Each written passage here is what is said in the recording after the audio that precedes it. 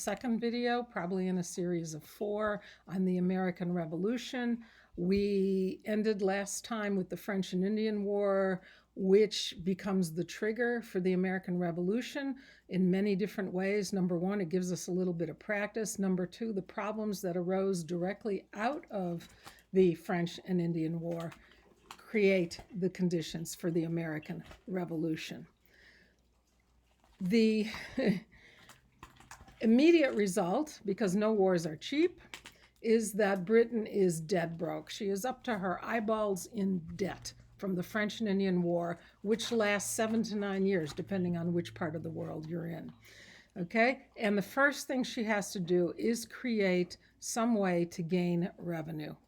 She does this in the Americas for the first time by beginning to tax Americans who had been, if anything, almost non-taxed before. The only taxes they paid were by their own legislatures. So this is a shift. Now Britain is beginning to tax the Americans. And we'll talk about taxation without representation in a minute. Okay, so there is a series of slides starting with number 33, and then you have some illustrations of tarring and feathering and the Boston Massacre. These are drawings made at the time. And continuing on slide 37, with the events leading up to the revolution. And the question here is, no one in America would say anything other than I'm a loyal British citizen at the end of the French and Indian War. We fought side by side with the British. Within 12 years or so, we are fighting them at the opposite ends of a gun. We are now enemies at war with each other. So the question is, what happened in those roughly 10 years in between the end of one war and the start of another? The short answer is Britain did a lot of really stupid things in hindsight. There were people in Britain who tried to explain things, who said the colonies are not going to like this stuff, there's going to be problems, but those people were not in power. The people in power were either too arrogant and or too ignorant of what was happening in the colonies and their situation. So Britain passes law after law after law. She gets resistance, she repeals one and passes another. A lot of stupid events looking in hindsight. The first thing is the Navigation Acts. These had been established in the 1600s, and they were a part of mercantilism, trying to control the trade between the Americas and Britain. Britain assumed that the American colonies were part of the British Empire, and they were supposed to be subordinate to Britain. They were supposed to help Britain thrive. All exports had to be shipped to Britain first. So, for example, if an American ship was sending something from America, timber, let's say, or furs, and they wanted to send it to Spain or even to the Caribbean, to Cuba, you had to send it to Britain first. And you had to send it with 75% of your crew being British citizens. This wasn't too bad because Americans, of course, were also British citizens. They also increased the taxes on imports. And any conflict that happens at sea, if somebody dies or there's a mutiny or whatever, it would be settled not in American courts, even if the citizens were American, but in British courts. The immediate American reaction is we never play by the rules. And this particular Navigation Acts were largely ignored after the first couple years. There was a whole lot of smuggling going on. If you look at the Atlantic coast of America, you're talking roughly over 3,000 miles with a lot of little places to hide in. Take a look at a map sometime.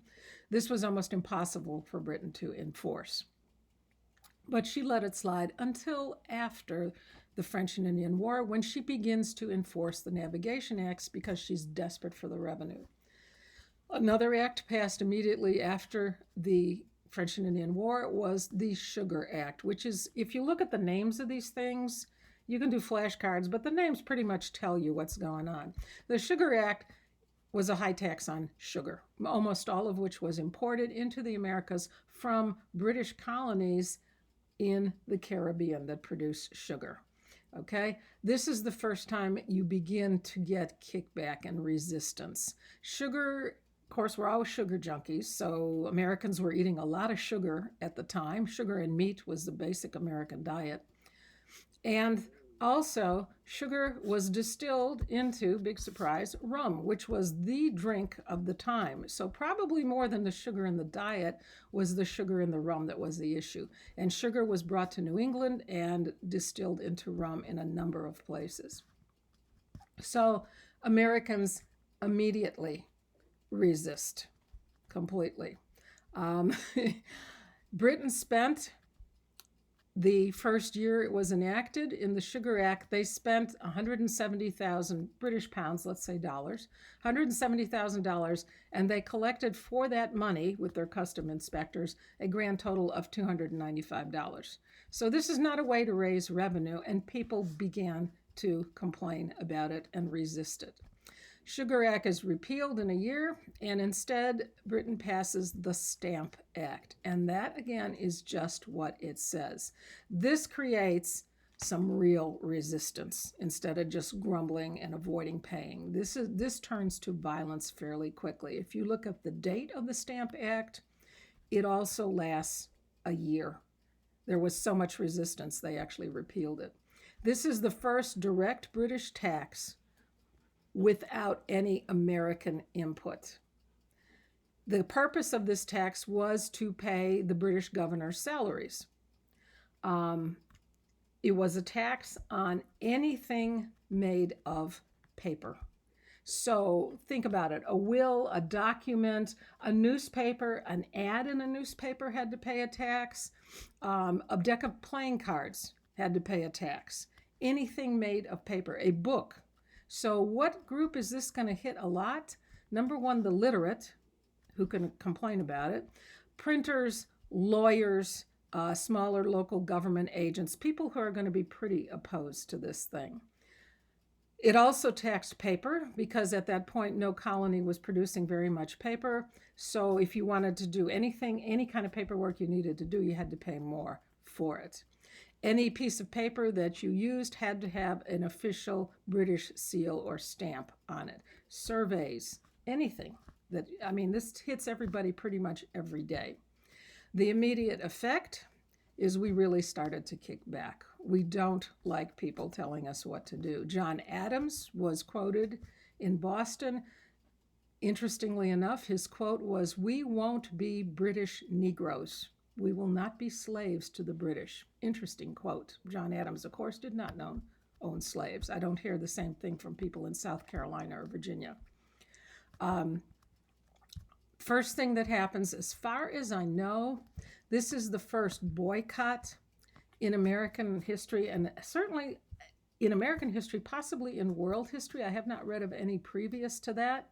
This is basically a Buy American, Make America Great Again program. There's real suffering involved with this. The boycott was don't buy anything British, anything made in Britain or imported by the British. So instead of British tea, you drank herb tea. Instead of British clothing, you made your own clothing at home. That's where the term homespun comes from. Instead of that nice tea set or the pretty hat that you wanted to get your wife, you get her something locally. So there was some suffering involved with this. Cities and towns set up enforcement committees, and if you didn't boycott, they published your name in the local paper, so there's a lot of peer pressure here going on. Sometimes peer pressure turned into violence. So if they caught you buying British tea or something British, your neighbors would either paint your cow in weird colors, occasionally kill your cow, put dirt all over your house. Another favorite tactic at the time that was used all the way through the Revolution and also on British governors' houses was to take human manure and spread it all over the outside of the house. Very effective technique. Also, local areas organized committees of correspondence. The Sons of Liberty form out of the Stamp Act, resistance to the Stamp Act. There is a Stamp Act Congress. Different colonies send delegates. Again, this is our first real functional organization from all the colonies. And they petition the king because the assumption was Parliament did this and the king has nothing to do with it, and surely he'll see how ridiculous this is and help us out here. It's all the fault of Parliament. They begin to burn the governor in effigy in different states. They stoned and tarred and feathered Stamp Act collectors, British officials who were collecting the money for the Stamp Act. This was no joke. Tarring and feathering was not pleasant. It could kill you, or if it, at the best, scar you permanently. So pretty soon, no British officials are out there collecting this tax. They withdrew very quickly. Instead of crippling the American economy, what the boycott did is cripple the British economy because Britain sent a third of its exports to America. So it really hits British businessmen very hard, and they begin complaining. It was repealed within a year, and everybody was happy for a while. Instead, you will see, and I will never ask you the dates, but what you have here is action, reaction, action, reaction. The British reaction, Stamp Act is repealed, and they pass the Declaratory Act. And the Declaratory Act, again, is just what it says, that the colonists had to declare Parliament, and I'm quoting, supreme in all cases. In other words, Britain has the legal right to make laws for its British colonies. This did not go over very well at all, but there is no widespread resistance to it because it didn't take money out of people's pockets, probably. 68, you can see year by year what's happening here. Things get worse and worse. Is the Quartering Act. To quarter is to house. And Britain began to send soldiers to the Americas, particularly to New England and the Boston area. Why is Boston and New England the hotbed of resistance to the British? Remember who settled there, the Puritans. They left England because they were being persecuted, and they are setting up their city on a hill. They are not going to get along with British authority in the first place. So, what Britain did is send more soldiers to enforce the different tax laws, to enforce law and order, and there's no place for them to stay. We didn't have garrisons, we didn't have fortresses in America, so where are you going to put these thousands of soldiers? In Boston, they sent 4,000 soldiers to subdue Boston and keep them quiet. This is in a population of 16,000 people. There was no place to put them. There were a few big buildings and not much else. So the British government says, okay, we're passing the Quartering Act. American civilians, you have to quarter British soldiers in your house. And a lot of houses in Boston and the Boston area, officers came up and said, these 4 guys, they will be staying with you for the near future, 6 to 12 months, we don't know. You will do their laundry, you will provide them food, you will give them a bed. You want to be paid? We'll get back to you on that. Not sure about that. Civilians also lost horses and wagons, and river ferries were confiscated to serve the British Army. They're not very happy about this, clearly. Resistance centers in Boston. The Boston Massacre, 1770. This is not immediately before the Revolution, but a direct line to it. British sentry stationed in Boston in the wintertime is on guard outside a place where a dozen British soldiers were housed, some kind of building. And a bunch of boys go by, and boys being boys, they start throwing snowballs at him. Pretty soon, not only snowballs, but rocks. The British soldier calls on some reinforcements. 8 more soldiers come out to support him. Now it's men and boys throwing rocks and snowballs and bricks and whatever they could get their hands on. And according to firsthand accounts, not only by the British, but by the Americans too, there were Americans who went up to the British holding their rifles and said, shoot, damn you, shoot. Well, eventually, one of the British did. Opened fire. The rest, of course, opened fire as well. 5 Americans were killed on the spot, including a free African American. One of the first people killed in the Revolutionary conflict was an African American. And their funeral 2 days later, 10,000 people in Boston. Remember, Boston has 16,000 people in it. The entire city of Boston turned out to attend the funerals of these people who, as they said, were massacred. That's the American term. The British used a different term. The soldiers are put on trial for murder. They are given 3 lawyers who are Americans. They asked for volunteers. Nobody wanted to defend the British. Finally, you get a couple of lawyers, including John Adams, who really didn't want to do this, but finally agreed to it because every man deserves a defense in court.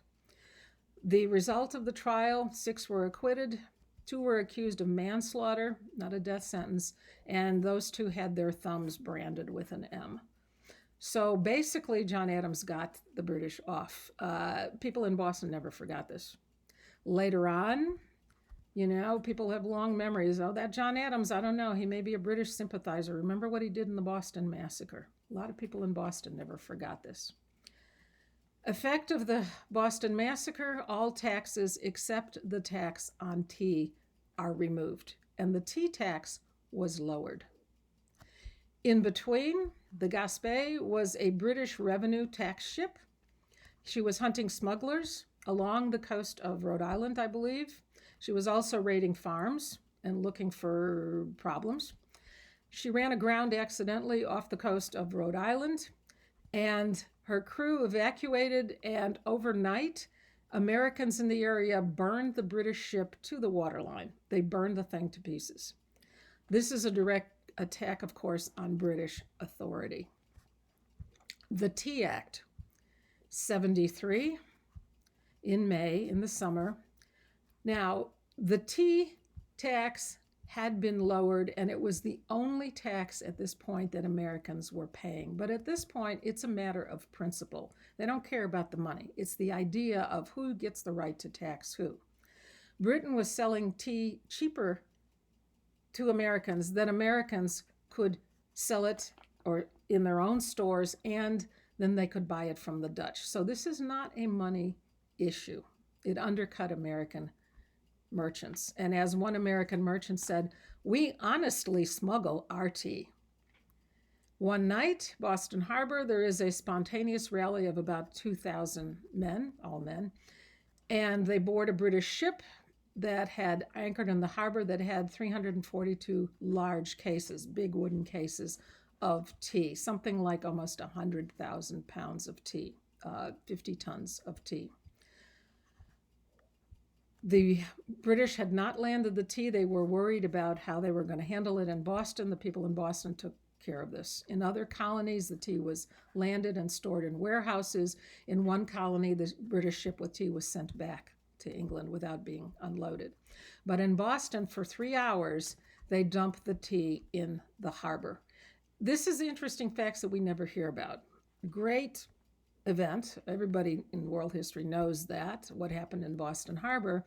The other interesting parts of this is it was strictly directed at the tea. There was nothing else touched on the ship. In fact, they actually broke a lock to get down into the hold and get the tea.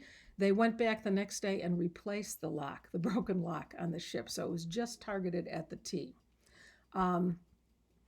This is also being done in front of British ships anchored in the harbor. It wasn't the only British ship. Do they know what's going on? It was kind of hard to keep 2,000 people quiet, but nothing is done about it. We have no idea why to this day. So, dressed as Indians. Why are they dressed as Indians? In disguise? No, everybody knew who was involved. They all knew the ringleaders. They all knew the organizers, including all the British officials. So why are they dressed in Indians? It's symbolic. What is more American than Native Americans? This is resistance. Britain is pretty furious. This, again, is a direct attack on Britain. Ben Franklin, being very wealthy, actually offered to pay the whole cost of the tea, which was, in today's money, millions of dollars, and the British government turned him down. Immediate effect, again, action, reaction. Immediately after that, Britain passes the Coercive Act. To coerce is to force. In America, they are called either the Force Acts or the Intolerable Acts. We will not tolerate this. More British troops are sent to Boston. The port of Boston is closed. Nothing goes in and nothing goes out until they pay for the tea. And all representative assemblies in the western parts of the colonies are closed. So there is no elected representative. There is no government, essentially, in Massachusetts and in the West except for British officials. Boston was starved out, basically. A third of the population left. They could bring no food in. If you look at the map of Boston, which is very interesting, today it's a little different. They filled in a lot of the bay. But Boston Neck, you got to Boston by traveling across a very narrow piece of land. The British blockaded that. So if you can't bring anything in by ships and you can't get in and out by that narrow piece of land, you starve, basically. A reaction to the coercive acts was the First Continental Congress. They get together and they outline the rights of Americans. They send their grievances to George III. They're still targeting Parliament. And again, what resistance they can do. They can boycott and they can refuse to sell anything to British merchants.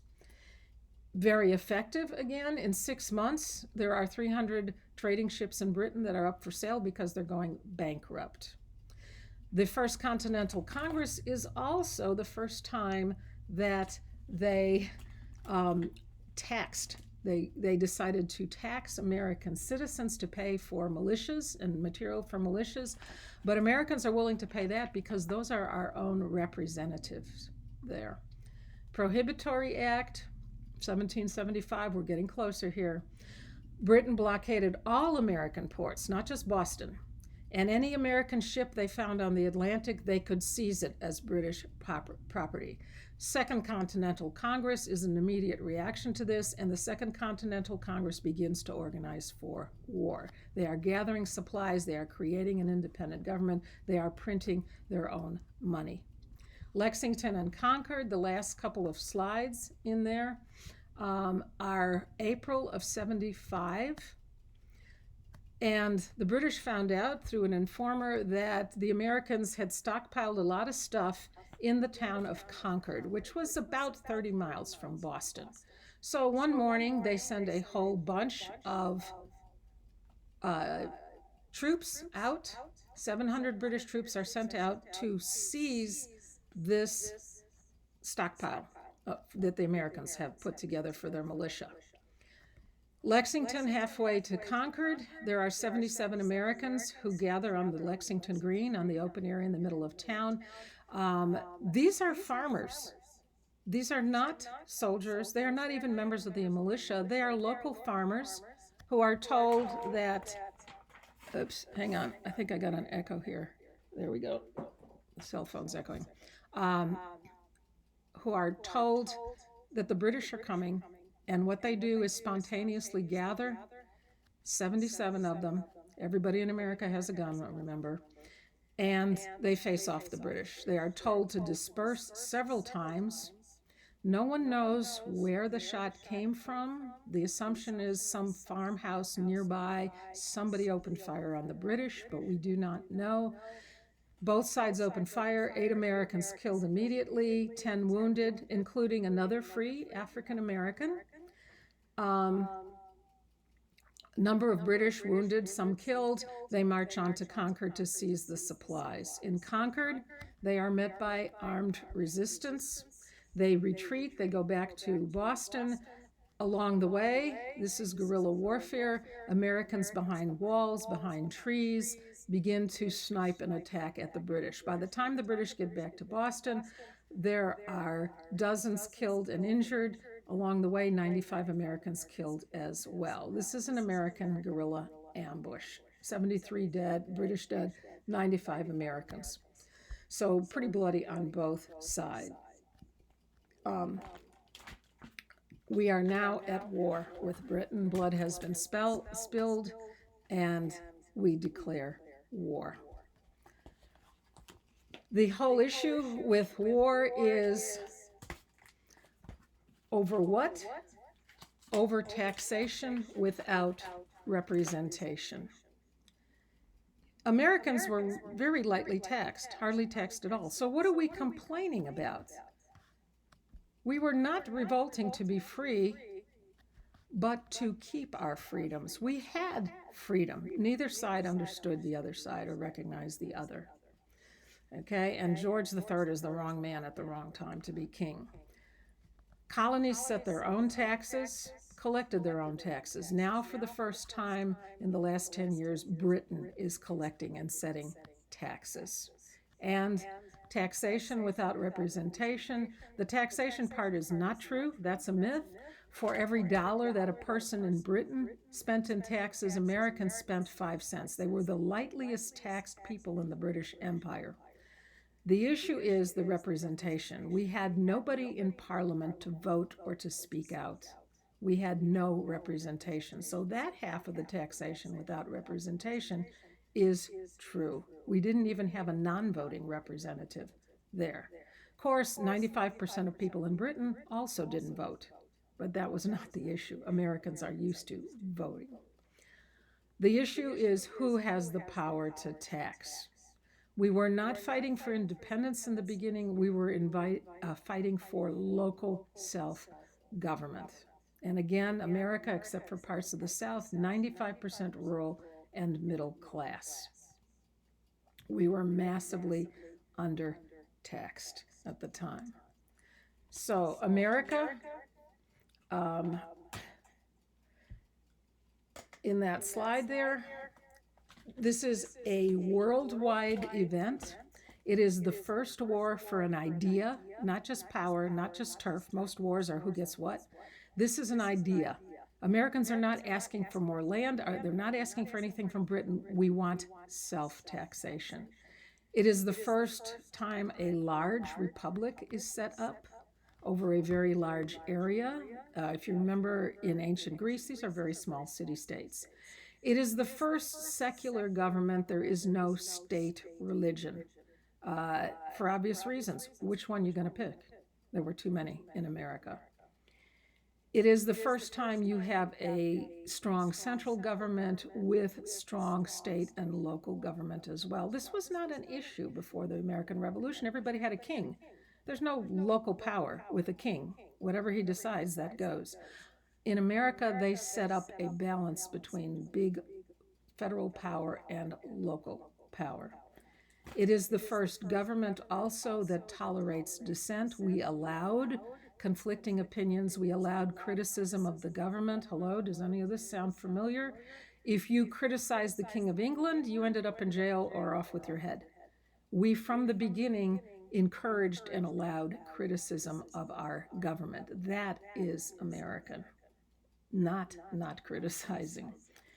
It's also our longest war, and I put a question mark there. We have been in Afghanistan and Iraq much longer, but those are not declared wars. This was a declared war.